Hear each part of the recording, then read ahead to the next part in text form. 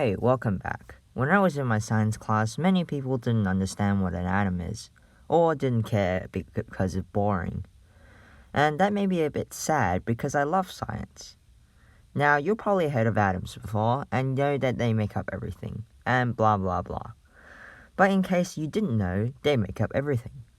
And since they make up you, me, everyone, and everything, it's probably best if you pay your respects to them and learn about them, just so that they don't get angry at you and decide to break apart, and then you'll end up like this guy, this guy, this guy, and these guys. So, if you don't want to become like these guys and turn into atoms, keep watching. So, what are atoms? Atoms are tiny little particles that make up every bit of matter in the entire universe, theorized by the ancient Greeks who thought of this concept. Hey, if we have something continuously, at one point we'll have to end up with something that we can't have anymore. And they were right, sort of.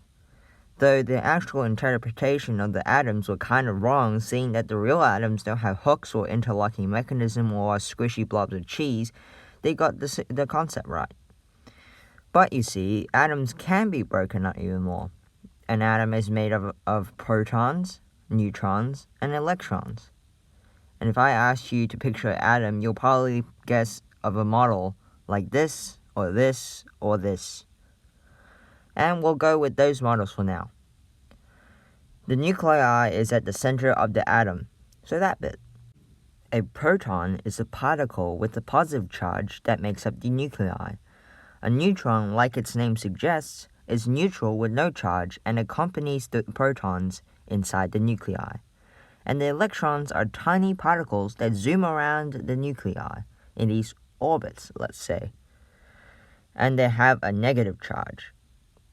Now, opposing charges attract each other, and the same charges repel each other. And in case you didn't notice, all the protons are here, which means that all the positive charge is here as well, in the nuclei. The electrons outside here are going around the nuclei, and because the electrons are negative, they want to crash into the nuclei, but they can't, considering the incredible speeds they're going at. So, they stay around the nuclei hopelessly attracted to, but unable to go into it. Much like going around a Macca's drive-thru when the employees are on their breaks simultaneously. And that was the atom. I hope you have enjoyed, and if you did, hit that like button and subscribe. This is a series that I will be completing over the holidays, and I'll see you in another video. Stay wholesome.